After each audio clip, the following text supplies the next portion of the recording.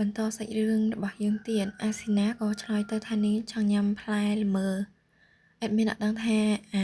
ពាក្យហ្នឹងគេអានថាល្មើឬក៏ល្មើអ្នកទាំងអស់គ្នាប៉ុន្តែអេដមីនសូមនិយាយថាល្មើណាអត់យល់មុនមកល្ងាវម៉ោង1ថ្ងៃអ្នកទាំងអស់គ្នាអេដមីន record សលេងហ្នឹងម៉ោង1ថ្ងៃគឺល្ងាវម៉ោង1ថ្ងៃហ្នឹងរហូតម៉ោង2:10ម៉ោង10អីហ្នឹងអញ្ចឹងហើយអាចរំខានអ្នកទាំងអស់គ្នាបន្តិចឯណាស៊ីហាធូរចិត្តមែនតើដែលនាងចង់បាន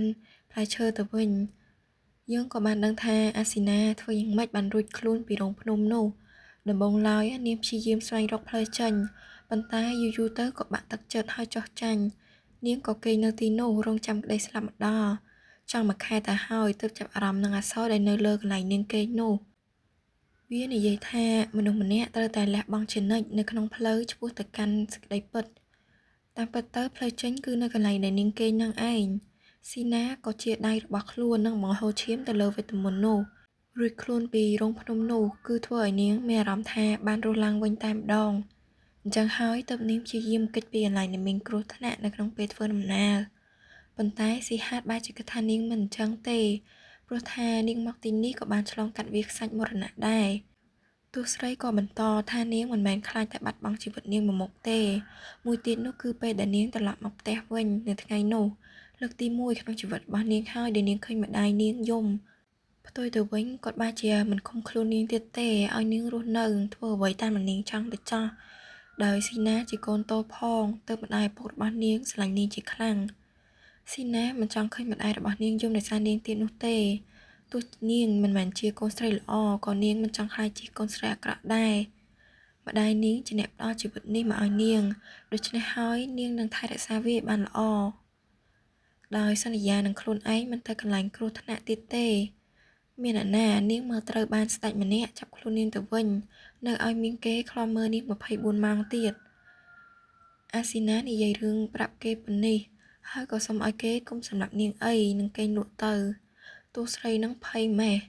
បើទោះផុសឡងហើយហ្នឹងណាពេលនាងគេងលក់ទៅស៊ីហាតក៏មកប៉ះមុខរបស់នាងឃើញសម្រស់នាងស្អាតបែបនេះព្រៀបមិនថើបនាងទៅហើយប៉ុន្តែគេក៏ហាមខ្លួនឯងវិញបានក៏លេចមកលោកមេបញ្ជាការនេះវិញគេក៏បញ្ជាឲ្យកូនចៅទៅស្វែងរកមនុស្សម្នាក់ឲ្យគេដែលនាងមានសក់ពណ៌ទឹកប្រាក់ភ្នែកក្រហមទុំដូចជាផ្លែទទឹមដោយកូនចៅក៏សួរទៅថាមានអ្វីផ្សេងគួរឲ្យកត់សម្គាល់ទេគេនឹងរកនាងយកមកឲ្យលោកម្ចាស់ខ្លួនភ្លាមហ្វារីនក៏ទៅដល់អ្វីដែលគួរឲ្យកត់សម្គាល់ពីនារីម្នាក់នោះមែនហើយគឺនាងពិតជាស្អាតខ្លាំងណាស់ចំពេលនេះដូចត្រូវមូលស្នេហ៍តួឯកយើងមិនទេ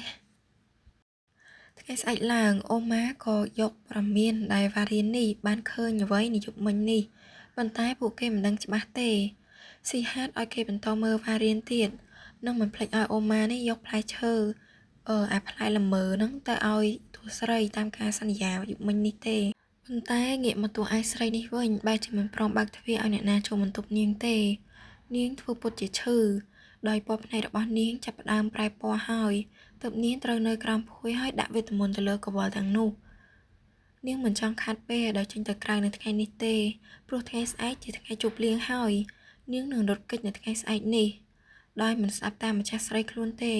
ណូរីនិងការ៉េមក៏ចូលមកបម្រើនាងតែម្ដងទោះស្រីក៏ពាក់កង្វល់វិញហើយការ៉េមនេះចាក់តែបើកម្លាំងឲ្យនាងទៀត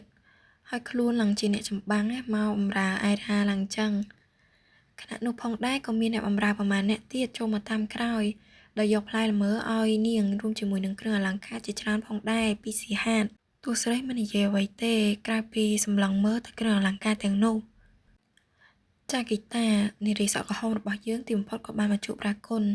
ដោយលើកមុននេះនាងមិនបានចូលគាល់គេដោយសារតែមានអ្នកចូលមកកាត់នាងនោះឯងគឺជាវ៉ារៀននារីសក់ក្រហមក៏គោរពរាគុណទៅនឹងសូមអភ័យទោសដែលនាងមករំខានពេលវេលារបស់គេប៉ុន្តែនាងបែរជាទទួលបានចម្លើយថាមិនអីទេមើលទៅដឹងតែយូរហើយវាក៏ធ្វើឲ្យនាងរៀងស្ងាក់ចិត្តបន្តិចថាស៊ីហាននេះខ្លាចជាមនុស្សដែលឈាមត្រជាក់ជាងមុនទៅទៀតចាគីតាប្រាប់ស៊ីហាថានាងមួយថ្ងៃនេះដោយសារតែឪពុកនាងឲ្យនាងមកនិយាយពីរឿងអាពាហ៍ពិពាហ៍ស៊ីហាតក៏ឆ្ងល់ថានាងដល់អាយុរៀបការហើយឬក៏ដឹងដែរថាឪពុករបស់នាងជាអ្នកផ្ដាំគំនិតទើបគេនឹងមិនឲ្យសង្ឃឹមនាងនោះទេចាគីតាក៏និយាយរឿងថានាងបានជួបអាយរ៉ាថ្ងៃមុននេះ តាវាពិតទេដែលគេចាប់នាងមកក្នុងហារ៉ែមដោយសារតែលងស្រឡាញ់ពេលឃើញលើកដំបូងស៊ីហាតសួរបកវិញថាហេតុអ្វីគេត្រូវឆ្លើយនឹងសំណួរនេះដែរដែលធ្វើឲ្យចាក់ហ្គីតានេះសុំទោសស៊ីហាតភ្លាមនិងចាក់ចេញទៅដោយសពសពូនខ្លាំងមែនទែននិយាយពីអៃរ៉ា